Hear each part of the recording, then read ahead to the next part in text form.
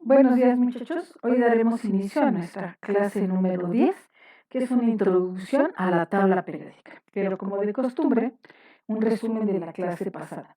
La configuración electrónica es muy importante, pues explica las propiedades de los átomos e integra los sistemas de modelos atómicos y partículas subatómicas partiendo desde el átomo. Un ejemplo, para entender lo que vimos en la clase pasada, es el átomo de azufre, justo representando el modelo de Bohr. A su vez, a un lado de él, tenemos las partículas subatómicas, como las determinamos. Su número atómico del azufre es 16, tiene una masa de 32 unidades de masa atómica, por lo tanto electrones son igual a 16, como los protones, y los neutrones hay que recordar que es la masa menos el número atómico, que nos da un total de 16. En la otra clase también vimos lo que era la configuración electrónica usando la regla de los diagonales.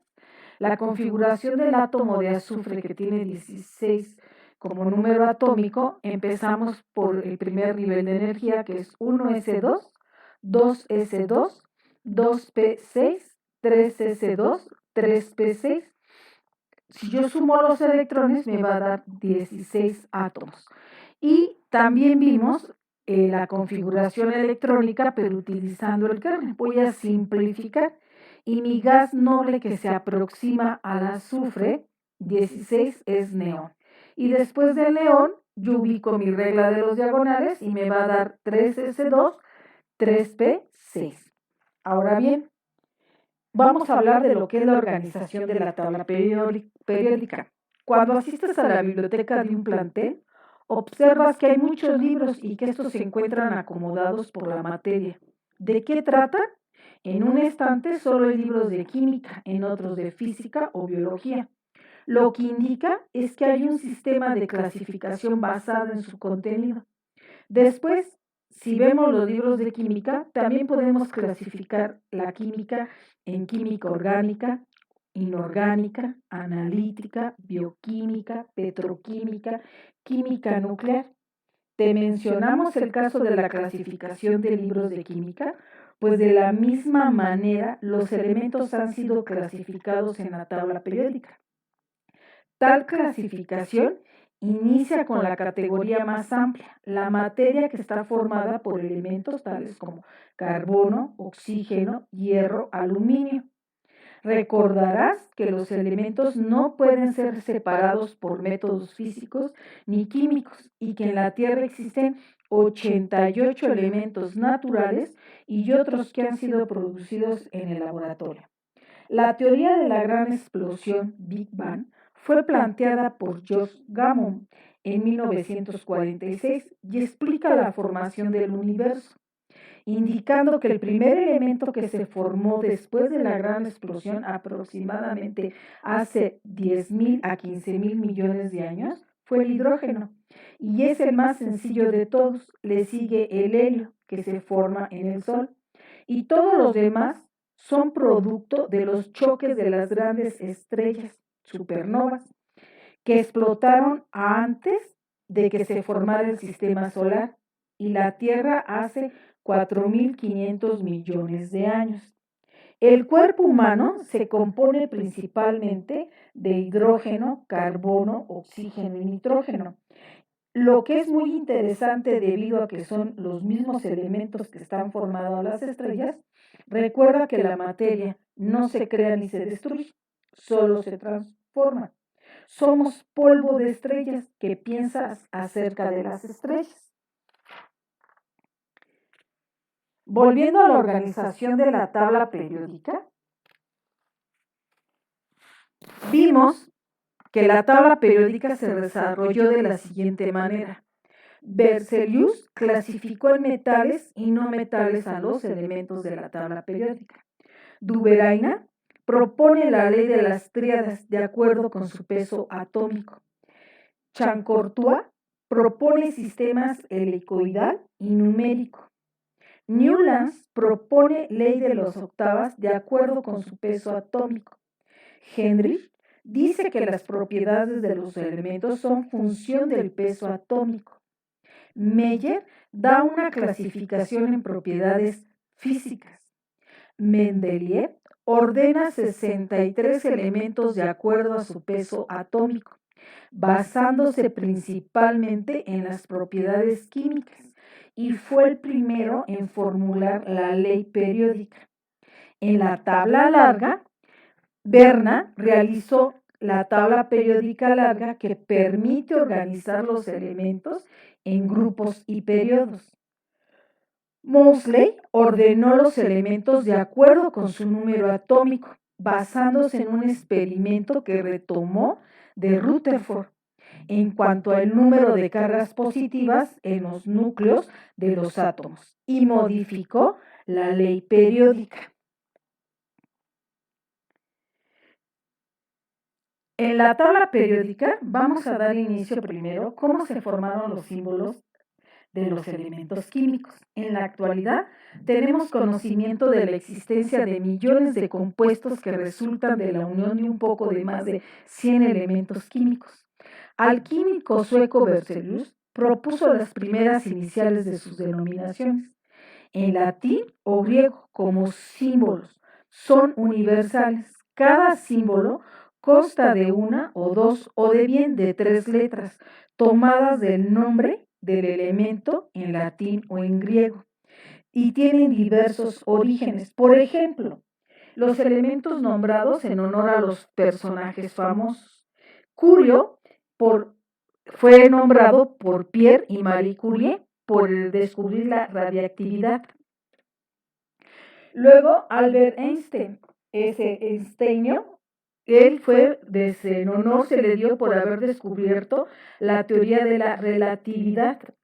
Y tenemos uno más, Enrico Fermi, que descubrió las reacciones nucleares. También los nombres unos elementos son nombrados por el nombre a su color. El nombre de su color es lo que significa. Bismuto significa masa blanca. ¿Sí? El cesio en latín significa azul claro. El cesio se utiliza como una información para los relojes atómicos, como lo que están en los celulares, en las computadoras, porque son los más precisos para determinar una hora. Yodo, que en griego, significa violeta. Nosotros ahí estamos viendo en la imagen la configuración del bismuto, del yodo y del cesio. También hay elementos cuyos nombres tienen su origen en la mitología. Por ejemplo, Thor es un dios escandinavo de la guerra, y a él se le dio el elemento llamado torio. En la imagen podemos ver a Vanadis, que es la diosa llamada Vanadis, es una diosa escandinava de la belleza, y su elemento es V. Y por último tenemos a Prometeo, que es un portador en griego del fuego. Su elemento, su símbolo es PM. Hay otros elementos que son designados en honor a diversos cuerpos celestes. Por ejemplo, helio, en griego, helios, que significa sol. También se le dio a otro planeta llamado Neptuno y al planeta Plutonio, ¿sí? Y lo podemos observar en la imagen. El helio, que se conforma del Sol, el Prometeo y Plutón. Y hay elementos cuyos nombres se derivan de países, ciudades y continentes. Por ejemplo, tenemos a Francia, ¿sí? Francia se le da en honor a Francia. Aquí hay un dato curioso con Francia. Galio también se le da en honor a Francia, porque antes a la Francia se le llamaban las Galias. Entonces, por eso se le dio el honor al Galio. Luego tenemos a Mericio, en honor al continente América. Luego tenemos Europio, en honor al continente de Europa. Y por último, tenemos a Cupre, en latín significa cuprum, que viene siendo el nombre de una isla de Chipre en Grecia. Vamos a hablar ahora de los usos y efectos de algunos elementos y compuestos. Actualmente, la química debe contribuir al desarrollo sustentable o sostenible, planteando la forma adecuada de cubrir las necesidades humanas, pero sin transgredir los límites ecológicos del planeta, tomando en cuenta las necesidades del presente sin comprometer el bienestar de generaciones futuras, para disfrutar de paz social, alimentación, vestido, vivienda, educación, salud, democracia, multiculturalidad y medio ambiente. Las aplicaciones que tienen los elementos y sus compuestos químicos son diversas. Algunos son benéficas y contribuyen a elevar la calidad de vida, mientras que otras causan graves daños, sobre todo cuando su uso es indiscriminado o irresponsable. Es por eso que deberán plantarse cuestiones éticas que se relacionen con el funcionamiento de la sociedad y los problemas implicados, como consumimos, salud y medio ambiente, entre otros. Daré unos ejemplos de algunos elementos que están dentro del uso y efecto de elementos y compuestos. Por ejemplo, tenemos al antimonio. El antimonio sirve, su aplicación es para cerámicas textiles y sus efectos provoca envenenamiento al inhalar su vapor. El arsénico sirve para insecticidas, pinturas, veneno de rata y es un elemento casi en los más venenosos dentro de los compuestos. El azufre lo utilizamos para medicinas para la piel y uno de los efectos es forma óxidos cuando reacciona con el medio ambiente, con el aire. El cadmio se aplica en fertilizantes y sus efectos es que contaminan el agua, aire y suelo. El cloro lo utilizamos y lo aplicamos como blanqueador, pero sus vapores contaminan el aire y son corrosivos. El fósforo se aplica en las pinturas, en los fertilizantes, plaguicidas, pero también sus efectos contaminan el aire, suelo y agua. El mercurio lo encontramos en las amalgamas, termómetros, en la pintura, pero causa efecto en la contaminación del aire y el agua y causa envenenamiento. El plomo se aplica en pinturas, soldaduras, acumuladores y uno de los efectos es que produce saturnismo y sus sales son muy venenosas. Otro ejemplo viene siendo el bromo. Sus vapores contaminan al aire y son lacrimógenos y venenosos. El cromo se emplea en las síntesis orgánicas y en la industria del acero, pero también es muy contaminante al agua. El manganeso es empleado en la manufactura del acero y de las pilas secas, pero la inhalación de polvos causan envenenamiento. Este es un elemento que puede ser muy buen conductor y se emplea en aparatos electrónicos, así como en las iluminaciones, en las amalgamas dentales, en los plaguicidas. Tenemos compuestos como el hipoclorito de sodio, que es un blanqueador y es un desinfectante. El hidróxido de sodio, que se usa en jabones, destapacaños, en la celulosa. El hidróxido de magnesio, que es un antiácido estomacal y laxante. Cloruro de calcio, que es un extinguidor de fuego y descongelante de carreteras. El óxido de carbono en las bebidas carbonatadas. El sulfuro de estaño aditivo en pastas dentríficas.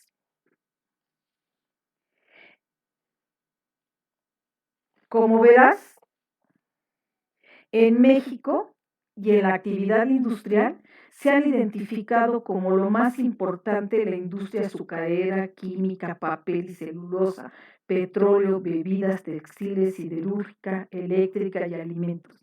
De estas, la más tóxica en la industria química, principalmente hidrocarburos y pesticidas.